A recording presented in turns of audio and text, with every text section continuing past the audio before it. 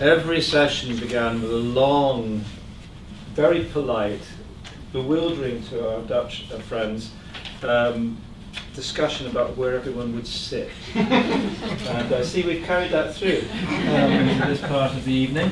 So this is Rosemary and Menno. I'm Bill Herbert, and we're just going to have a, says all that there. We're just going to have a very brief discussion about the poem that we worked on together. And this is just a hopefully a glimpse into our working method, the kind of issues and concerns that the different trios had and had to deal with in their different ways.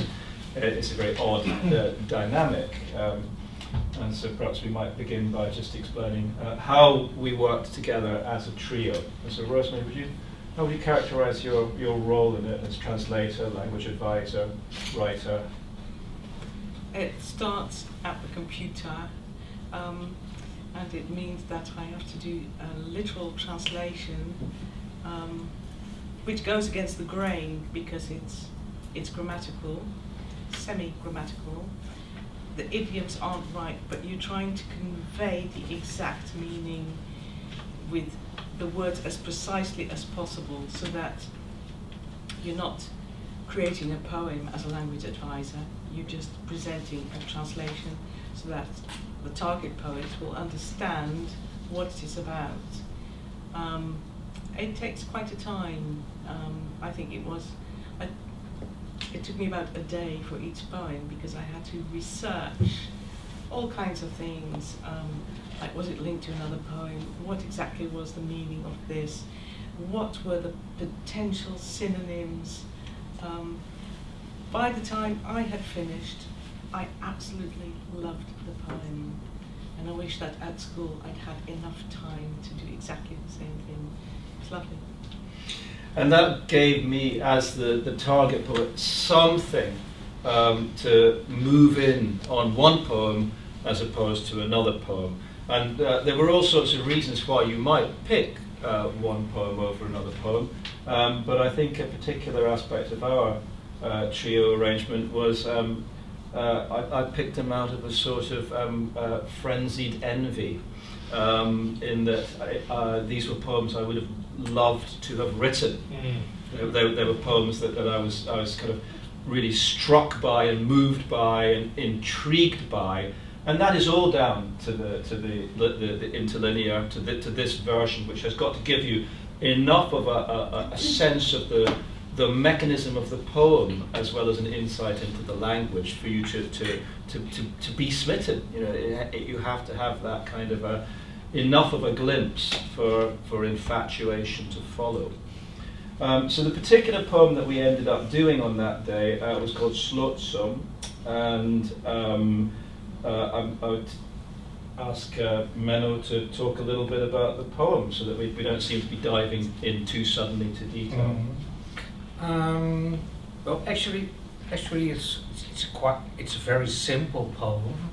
That's what you say. It's what I say. But as soon as we started with the translation, it wasn't that simple, of course. But to me, it was quite simple when I wrote this. I think I wrote this about 4 or 5 years ago, something. And it's all about just one thing. When a person or the poet or whoever goes down the street, he or she notices that that everybody is wanting his or her money. So that's the reason that I call this poem quite simple. However, when we started translating this poem, things weren't so simple, of course, and that's Well, he puts that mildly. There was, I suppose, when you're approaching a poem, you have to determine whether there is a strong formal pattern which you need to come to some negotiation with. And this was a powerfully, this poem was written in pentameter, and it was written in a very clean and clear pentameter, so there was a decision to be made at a formal level.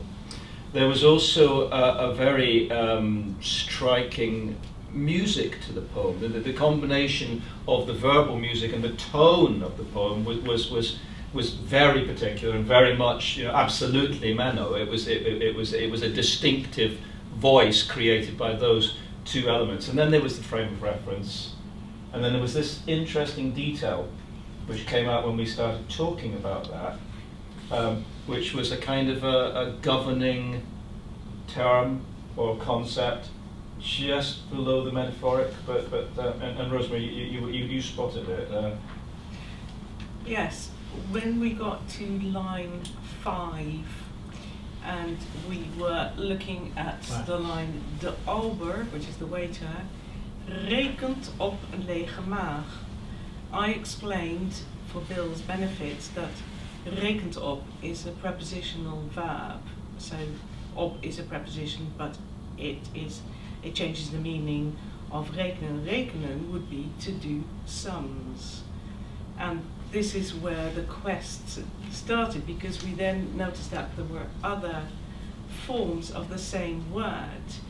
And it was very interesting when we were talking about it today, because we thought, well, you know, let's have a look at this. And Menno, I asked Menno, I said, was this deliberate that you used this word twice but in a different form? And Menno, as a source poet, admitted that he wasn't. So subconsciously, you know, it was right what he did. But never quite got to the bottom. You're quite sure about that? But in a later somewhere else in this poem, I use I wrote reken maar niet. So again, this word reken, how would you need? Don't count. Well, once again, it is doing sums, but here we translated it as. Right, we were thinking doing sums, don't count on it. Count would be possible, yeah. But it didn't fit into the sound, the rhythm. So Bill, then we really started. Well, Fiona calls it a synonym shower. It's Francis' term. Is it Francis's term? Yeah. It's a lovely term, and suddenly he came up with, don't bank on it. Bank money. And that was this lovely sort of, that's it. But I think, you know, that's an instance, but there is an underlying principle here, which is to do with the trio and the mode of the trio, which is that the more you go into a poem at this level, the more you begin to discover that the role of each party is, as Menno was saying, is something slightly beyond what you're consciously intending as a writer in the act of composition.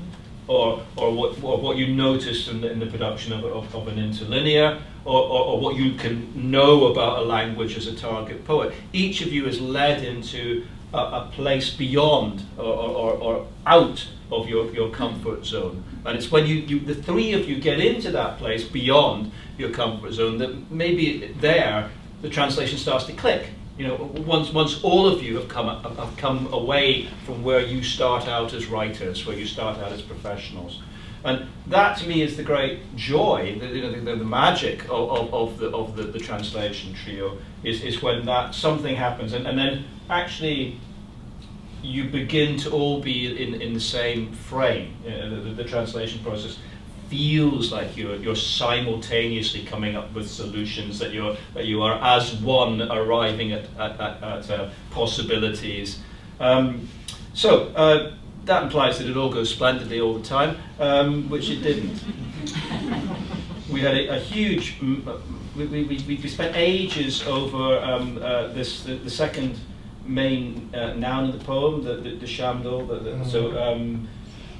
Which first line, yes. First line, second word there, het shamdol, which well, how should we break this to the How audience? should we break this? Very delicate.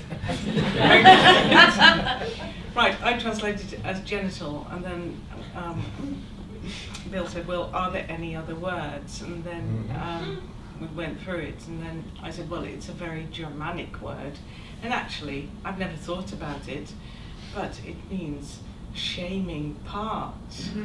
And when I said that, they also said, private part. So you see how this works. Sort of one says one thing, and then it triggers off thoughts, and that's how.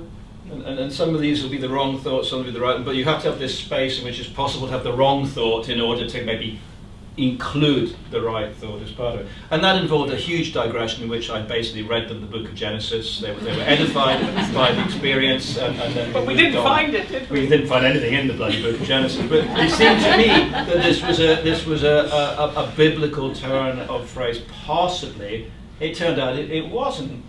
But then right at the end of the poem, we did have exactly that, if we can get on the same page again, in temple gods. And Rosemary explained that this is, again, a Germanic genitive.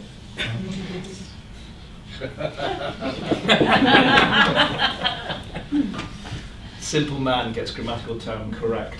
But can you say why you were using that kind of language at that point in the poem, the high tone? You mean the second last line? Simple thoughts. Oh well, because that's the way we say it in Dutch. It's just it's a quotation from the Bible. Yes. Yes. So this time it is a quotation. And also because it fits the meter. Yeah. The pentameter. Yeah. Het lichaam heet, het is een tempel Gods. And this was a real tough aspect of the poem. Not everything will drop into pentameter when you click your fingers, and so there's a kind of some things that you can do in a trio workshop, and some things that the target post is just wander away with and think about for a bit, in the hope that the rhythm will settle, that possibilities will emerge, and that the whole thing will still hold together at this level of tone and music and meter and imagery and register. And here, it was very important to get this kind of high tone, because the last line, when you hear it, is quite abrupt and quite brutal. So it was kind of a preparatory gesture for the last line of the poem. Now, Francis, I'm just trying to interpret your facial expression at that point. Do you feel that we have pleasured and entertained the public enough at this point, or? I was just thinking about the last line. Right, okay, but that was my setup for him to read the poem. Yeah. Do you think? Yeah. Shall we? Is that it? Yes? Good, okay, well thank you very much.